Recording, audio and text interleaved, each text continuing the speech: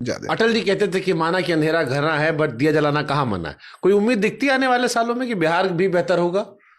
फिर अगेन बिहार नहीं, बिहारी को बेहतर बनाने की जरूरत है और सबसे पहले अपनी पूंजी के दम पे अपने खड़ा होने के लिए। बिहारी तो इतना सारा आईएएस पीसीएस अधिकारी निकल रहा है, बिहारी तो बेहतर हो ही रहा है। आप तो ऐसे कर रहे हैं जैसे बिजनेसमैन होता है, नौकरी करने वाला केवल अपने के लिए काम करता है, बिजनेसमैन ही दूसरे को देता है। एक बिजनेसमैन 10 लोगों को रोजगार देता है, अगर छोटको बिजनेसमैन है तब। तो बिजनेसमैन आता है तो उसका टीवी खोल लेते हैं सब।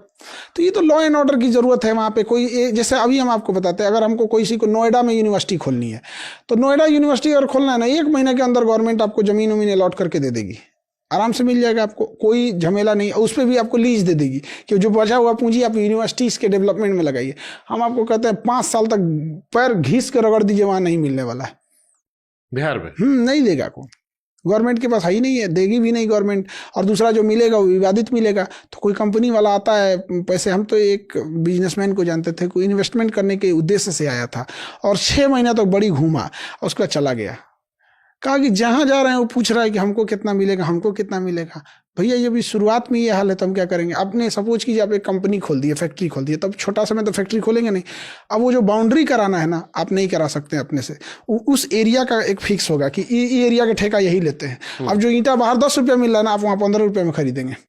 जो टाइल्स बाहर 400 का मिल रहा है, आपको उससे टाइल्स खरीदना है, वो 700 में देगा आपको, फिक्स है। तो इसे करते करते सब वहां से भागने लगे।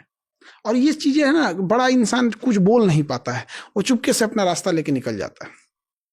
तो इस सबको पता है, सब इस सिस्टम का ऐसा बदलता का है नहीं, सबको मजा मिल रहा है, इसलिए कोई नहीं, सब में बट रहा है। और पब्लिक उसी हिसाब से, जब तक पब्लिक नहीं बदलेंगे, सोचिए वहां देवर भाभी का अश्लील गाना मिलियन में जाकर रिकॉर्ड बना देता है। हाँ, मतलब बिहार का इमेज होगा ढोंडी चाटना। यही सब चीज तो रह गया यहाँ पे, बेशर्मी हो गई ये चीजें। इस पे सरकार सेंसर बोर्ड ये सब नहीं लगा पाई है। तो कितना शर्म की बात है कि अश्लील गाने ट्रेंडिंग पे चले जा रहे हैं, नंबर 1 चलते सारे, नंबर 1 चले जा रहे हैं। तो ये हो गया। एक सिंगर से हम मिले तो उसने वो अश्लील गाने गाता था, तो इत्तेफाक से कहीं ऐसे मुलाकात हो गई किसी पार्टी फंक्शन में, वो भी आया हुआ था। तो हम कहे क्या है, तो कहे खान सर अगर हम लोग सब गाना गाने लगे तो कोई सुनबे नहीं करेगा। हम कहे इसका अलग रोना है भाई, तो हम ही को समझा रहा है। हम कहेंगे भाई अब क्या करें, हम करेंगे हम सब गाना गाए हैं और लगा दिखाने कि देखिए इसको कितना लोग देखे हैं, इसको कितना देखे। 2-4-10% का अंतर रहता तो समझ में आता, वो कोई देखबे नहीं किया।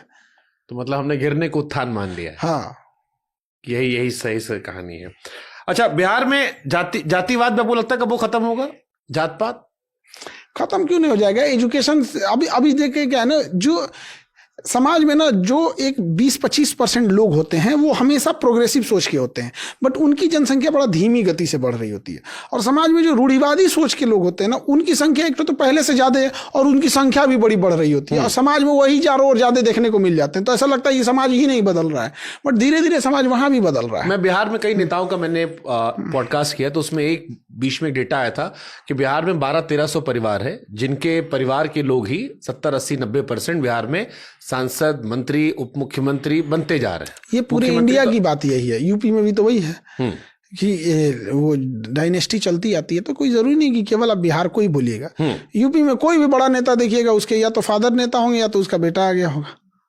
तो अगर सिस्टम चेंज करना है, जैसे आपने कहा ना कि टॉप पे जाओ, टॉप पे जाके नीचे बदलाव करो, तो पॉलिटिक्स में आना पड़ेगा या दूर रहकर भी हो सकता है? चीजें सही हो जाती हैं तो दूर से ही कर सकते हैं। अकाउंटेबिलिटी तय कर दीजिए। जैसे मान के चलिए आप राशन कार्ड बनवाने के लिए गए, तो उसका या तो 15 दिन के अंदर बनाओ या तो प्रॉपर रीजन देके रिजेक्ट करो।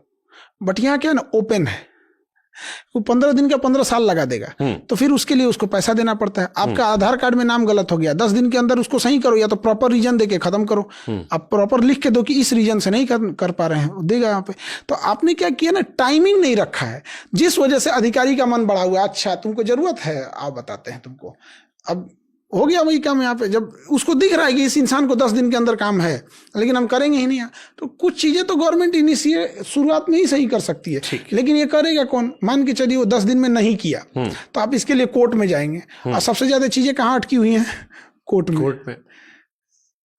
मोदी जी जब चुनाव नहीं जीते थे तो कहते थे मैं जजों की संख्या सुप्रीम कोर्ट में बढ़ाऊंगा। एक तो 80% समस्या उसी समय खत्म हो जाएगी, जितना लोकसभा में सांसद बैठते हैं ना, संसद भवन में जितना सांसद बैठते हैं, सुप्रीम कोर्ट में उतना ही जज बैठाइए, खाली बैठेगा लोग यहाँ पे। अरे भाई साहब हमारे यहाँ कोई केस है, ले आओ इधर आओ।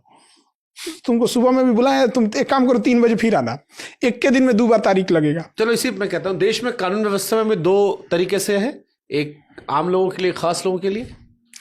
कानून व्यवस्था किस पे चलता है? वकील पे। पैसा है, बढ़िया वकील है, पैसा नहीं है, बढ़िया वकील नहीं है। एग्जैक्ट वैसे ही जैसे सुनवाई कैसे होता है खट से? नहीं, वो उसके पास वो एक लेगेसी है, उसके पास उसकी पूरी टीम है, वर्क कर रही है, सब कुछ करे, बढ़िया पैसा वाला वकील।